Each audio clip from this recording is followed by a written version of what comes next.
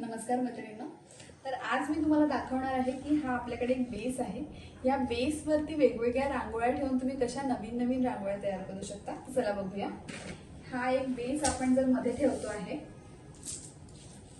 त्यावरती मी एक ही जी आपली प्लेट रांगोळी आहे, प्लेटच्या भोवती जी ठेवतो तीच रांगोळी मी याच्यावर ठेवते आहे।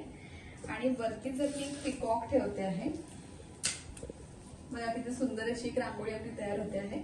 त्यानंतर हेच याच्या जागेवर मी हे रिमूव्ह करून इथे एक हॅपी दिवाळी अशी आपल्याकडे रेडी रांगोळी आहे। ही रांगोळी जर आपण ठेवतो तर एक हॅपी दिवाळीचं तुमची रांगोळी तयार होते।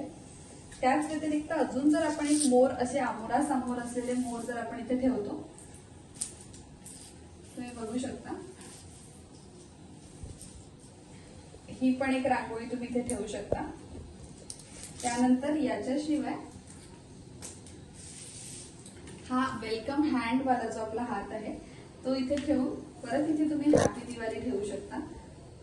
बघा किती झटपट तुमची रांगोळी तयार होते आहे।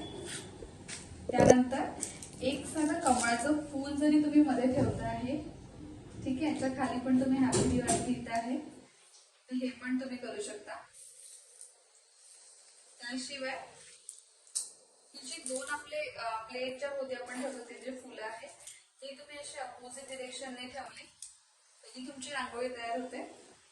आणि ह्या व्यतिरिक्त त्याच्याहून सुंदर एक नवरात्रीसाठी म्हणा किंवा देवीची अशी तुम्हाला रांगोळीची आपली रांगोळी आपण तयार केलेली आहे, ही रांगोळी जर तुम्ही यावरती ठेवली तर तुमची अतिशय सुंदर अशी एक रांगोळी तयार होते। तुम्ही कुठली हळदी कुंकवाला, कुठल्या फंक्शनला याला यूज करू शकता।